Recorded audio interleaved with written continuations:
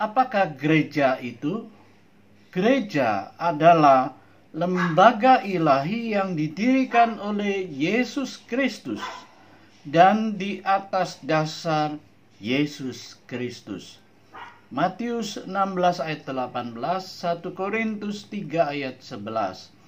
Kata gereja berasal dari istilah bahasa Portugis, igreja, yang diambil dari kata bahasa Yunani eklesia, yang berarti orang-orang yang terpanggil keluar atau suatu perhimpunan orang. Kisah Para Rasul 7 ayat 38, pasal 19 ayat 39, Ibrani 2 ayat 12. Dalam Alkitab bahasa Indonesia, kata eklesia diterjemahkan dengan kata sidang, sidang jemaat, jemaat. Beberapa sebutan mengenai gereja antara lain tubuh Kristus, Roma 12 ayat 4 dan 5, Efesus 1 ayat 22 dan 23. Dengan Kristus sebagai kepalanya, Roma 7 ayat 4, Kolose 1 ayat 18, dan pengantin perempuan, Efesus 5 ayat 22 dan 23, Wahyu 21 ayat 9, pasal 22 ayat 17. Gereja dalam arti umum adalah gereja universal, yaitu persekutuan orang-orang percaya kepada Tuhan Yesus Kristus di segala zaman dan tempat. Matius 16 ayat 18, 1 Korintus 15 ayat 9, Efesus 1 ayat 22, Kolose 1 ayat 18. Gereja dalam arti khusus adalah gereja setempat.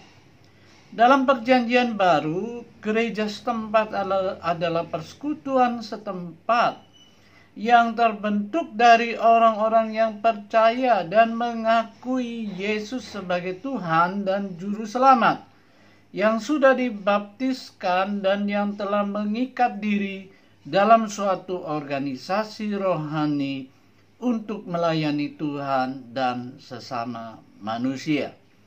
Gereja Baptis adalah sebuah gereja yang bebas di bawah ketuhanan Kristus untuk menentukan keanggotaan dan kepemimpinannya, untuk mengatur ibadah dan pelayanannya, untuk memilih para pelayannya, baik pria maupun wanita, dan untuk berpartisipasi di dalam organisasi tubuh Kristus yang lebih luas.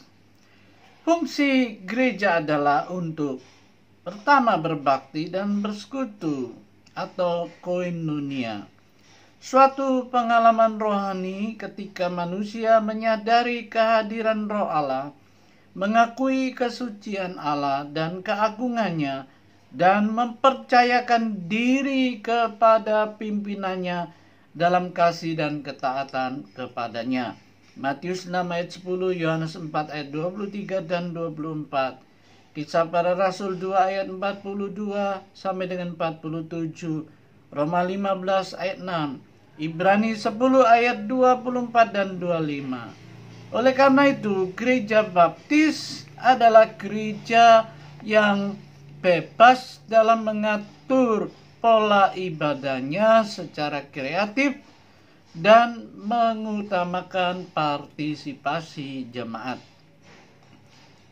Fungsi gereja yang kedua adalah bersaksi atau marturia, menyatakan apa yang telah diperbuat oleh Allah di dalam dan melalui Yesus Kristus bagi keselamatan manusia.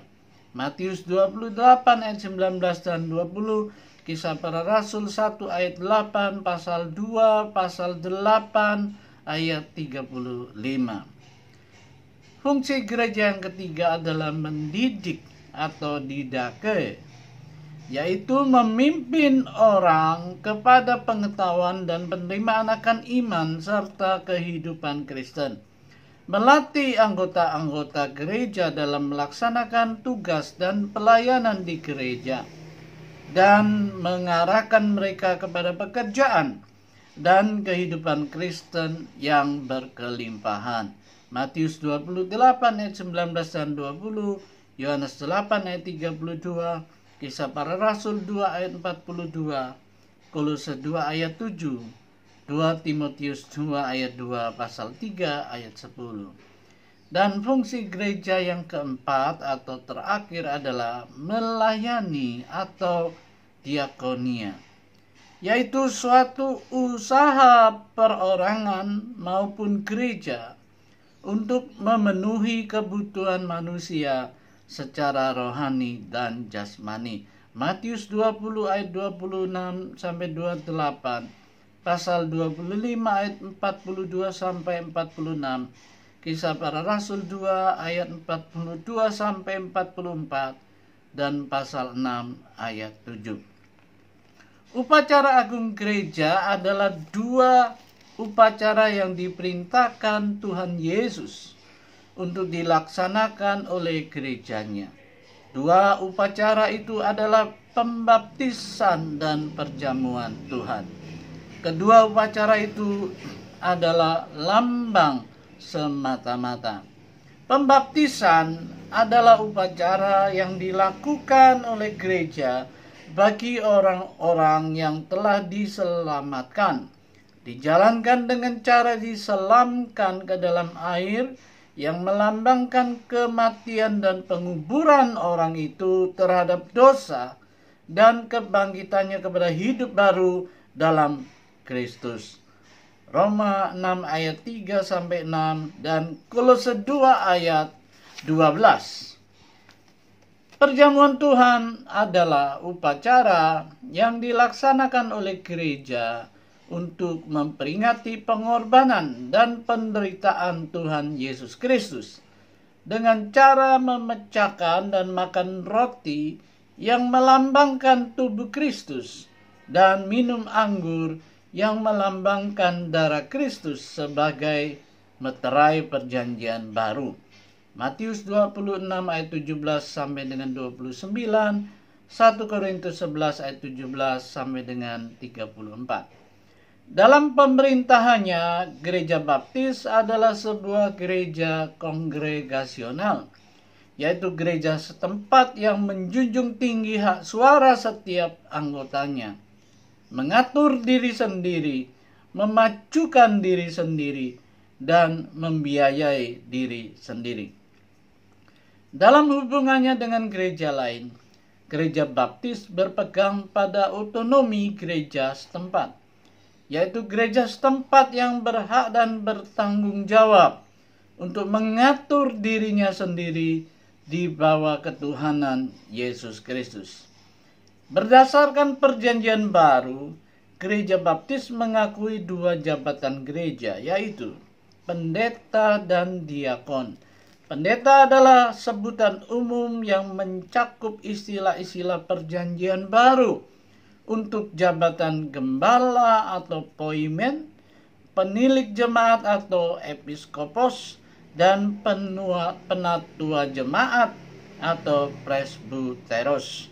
Kisah Para Rasul 20 ayat 28, Efesus 4 ayat 11, 1 Petrus 5 ayat 1 sampai 4. Sedangkan diakon atau diakonos adalah sebutan untuk pejabat gereja yang dalam perjanjian baru disebut diaken. Pada mulanya mereka dipilih dan ditetapkan khusus untuk melayani kebutuhan-kebutuhan sosial di gereja. Kisah Para Rasul 6 ayat 1 sampai 6, 1 Timotius 3 ayat 8 sampai 13. Tertib gereja adalah tindakan gereja setempat terhadap anggota-anggotanya yang melanggar tata tertib dan atau kehidupan moral Kristen.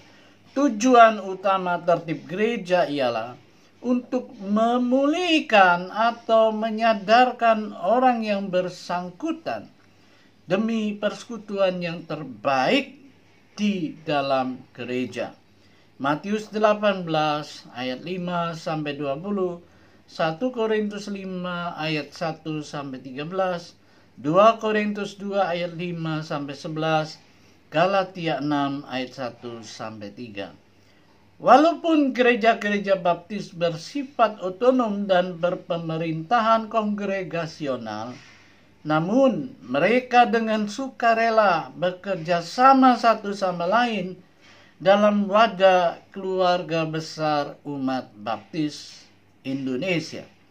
Keluarga besar umat baptis Indonesia adalah suatu ikrar yang dicetuskan oleh umat baptis Indonesia pada tanggal 5 April 1973 untuk menjalin kerjasama dalam suatu wadah persatuan yang diorganisasikan secara musyawarah dan mufakat serta dijiwai oleh semangat kerukunan dan kasih dengan tujuan untuk melaksanakan program bersama dalam bidang penginjilan, pendidikan, dan usaha-usaha sosial yang menunjang pertumbuhan dan perkembangan gereja. Kisah Para Rasul 11 ayat 19 sampai 30, pasal 15 dan 2 Korintus 8 ayat 9. Wadah tersebut dinamakan Gabungan Gereja Baptis Indonesia dan disingkat GGBI.